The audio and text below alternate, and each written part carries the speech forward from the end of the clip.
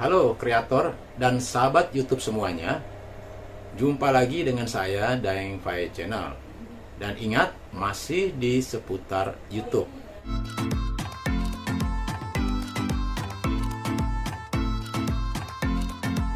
Pada umumnya, kita sebagai konten kreator menginginkan agar seluruh video kita di dalam channel YouTube kita itu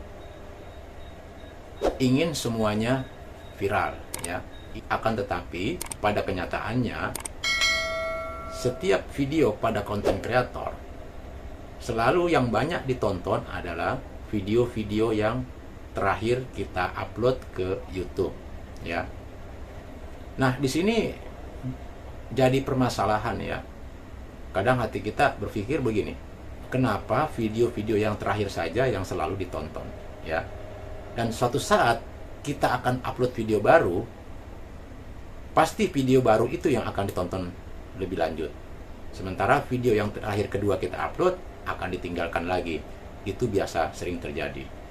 Nah, untuk mengantisipasi agar video-video lama kita ini bisa ditonton oleh pengguna kembali, oleh subscriber kita kembali, bahkan ditonton oleh penonton-penonton baru, penonton alami, informasi dari pihak YouTube, ya, kita harus men-setting ulang dari judul, thumbnail, deskripsi, hashtag, dan tag, ya.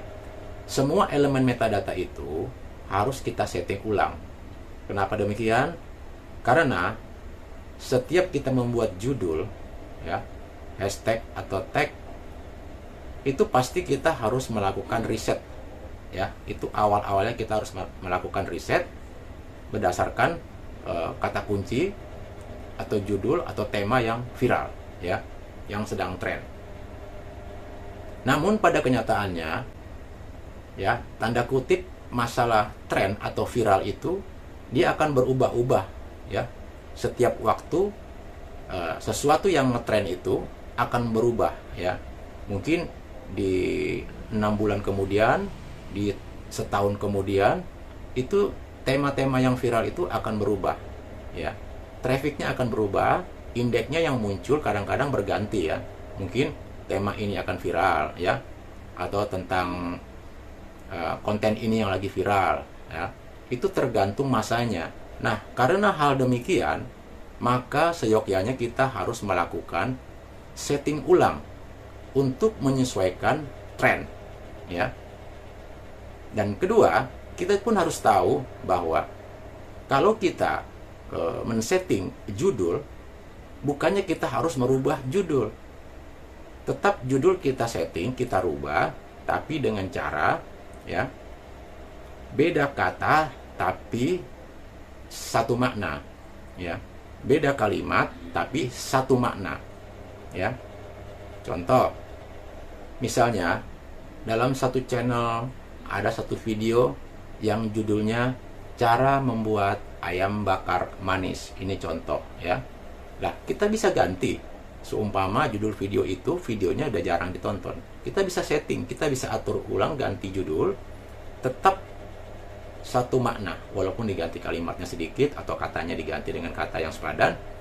Contohnya, cara mudah membuat ayam bakar manis, atau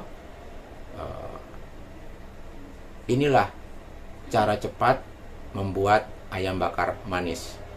Atau ganti lagi, ayam bakar manis yang lezat, inilah cara membuatnya. Bisa dibalik-balik, ya kan?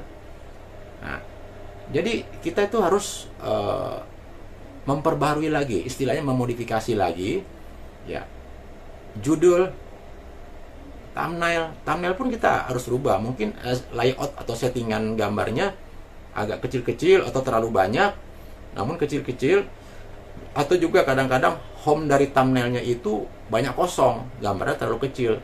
Nah, usahakan kita bisa setting ulang itu thumbnailnya, mungkin dengan warna yang berubah, dengan warna yang lebih cerah, lebih elegan. Nah, mungkin mempersingkat kata-kata di thumbnail, ya, karena tulisan di thumbnail itu hanya melengkapi ya sebuah video, jadi bukan judul beda. Nah, terkadang juga kita membuat thumbnail tidak perlu pakai kata sedikit pun bisa ya, karena gambar atau momen yang ada di thumbnail itu sudah mewakili suatu judul ya. Ya, kalau tadi umpamanya cara membuat ayam bakar manis ya, tidak perlu lagi di thumbnail ditulis cara membuat ayam bakar manis ya, sah-sah saja kita bisa buat itu ya, mungkin dipersingkat atau ayam bakar atau tanpa tulisan ayam bakar, cuma gambar ayam bakar yang sudah matang, sudah diletakkan di wadahnya atau piringnya begitu. Nah, sekarang termasuk deskripsi. Jadi kan judul, thumbnail, deskripsi pun sebagai informasi lengkap ya untuk sebuah video. Nah, cara membuat deskripsi ini mungkin kita agak kurang ya. Kita memperjelas dengan cara membuat minimal 3 paragraf ya. Setiap paragraf itu diawali dengan kata kunci judul tadi. Cara membuat ayam bakar manis ya. Nah, itu kita setting, kita rubah lagi. Kalau judulnya kita ganti, walaupun masih arti sama, di deskripsi itu setiap awal paragraf harus sesuai dengan judul. Ya. Terus termasuk hashtag. Nah, hashtag ini kan manfaatnya mengelompokkan ya. Jadi tanda pagar atau hashtag itu biasanya kita awal hashtag itu nama channel kita. Hashtag kedua judulnya ya. Kalau judulnya panjang bisa dipotong-potong dengan per kata-kata gitu. Cara membuat ayam bakar ya. Jadi tulis bisa cara buat ayam bakar, cara masak ayam bakar.